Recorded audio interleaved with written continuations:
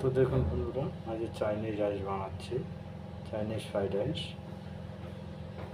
গাজর, বিনস, পাতাকপি, অনিয়ন, হারা মির্চি, আদা, রসুন আমি ছোটো ছোটো চপ করে নিয়েছি।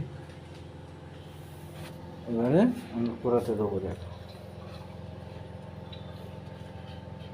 এগুলো সব একসঙ্গে দিয়ে দেবো।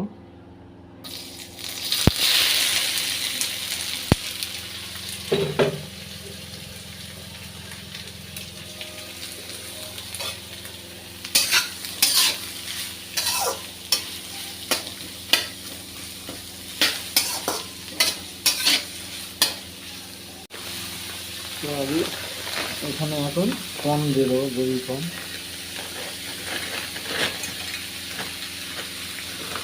আর এই রাইসটা আমি 70% রাইসটা হয়ে গিয়েছে, ঠিক আছে।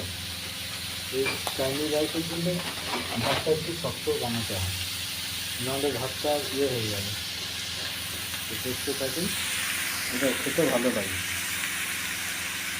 তো দেখুন বন্ধুরা, এবারে আদা, রসুন আর কাঁচা লঙ্কাটা যেটা চপ করে কাটা আছে এটা আমি দিয়ে দেবো এখানে।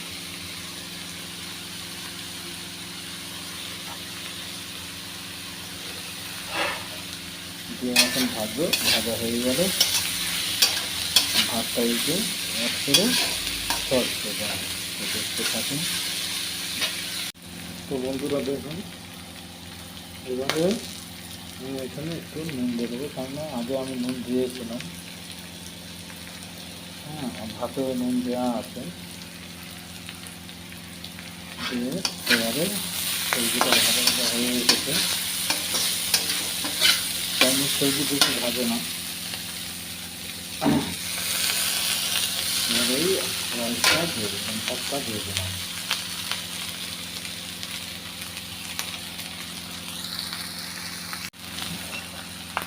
ভাতটা দিয়ে দিয়েছি। এবারে এই সস দিয়ে দেবো।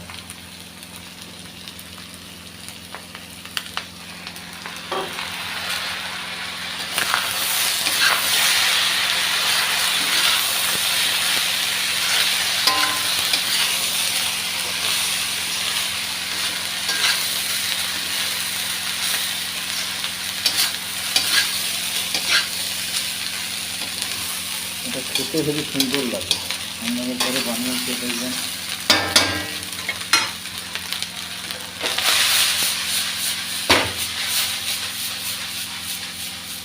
তো বন্ধুরা দেখুন, এই রাইসটা আমি এই কড়াতে এখন ঢেলে দিয়েছি, হয়ে গিয়েছে বলে এখানে রেখে দিয়েছি। ভালো লাগলে লাইক এবং কমেন্ট এবং ফলো করে দেবেন। Thank you.